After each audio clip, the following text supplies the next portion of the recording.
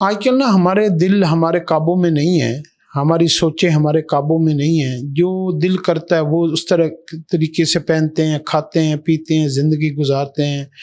اس میں اللہ کے حکم ٹوٹتے ہیں، ٹوٹ جائیں، آپ صلی اللہ علیہ وسلم کا طریقہ چھوٹتا ہے، چھوٹ جائے، ہمیں کوئی پرواہ نہیں ہوتی۔ یہ ہمارے دلوں کے سختی کا ایک بڑا ہمارے اوپر نحوست ہے۔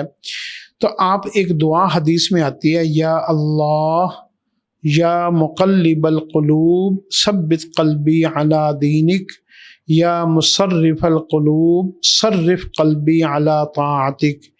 اے اللہ، میرے دل کے اوپر مجھے اتنے اختیار نہیں جتنا اختیار آپ کو ہے۔ اے اللہ، میرے دل کو دین اسلام کے اوپر ثابت قدم فرما دیجئے۔ اور یا اللہ، میرے دل جو ہے وہ نیکی کے اوپر راضی نہیں ہوتا، میرے دل کو، میرے جسم کو اپنی اطاعت کے اوپر ہمیشہ کے لیے راضی فرما دیجئے۔ یہ کتنی خوبصورت دعا ہے کہ ہم پورے کے پورے دین اسلام کے اوپر چلنے والے بن جائیں۔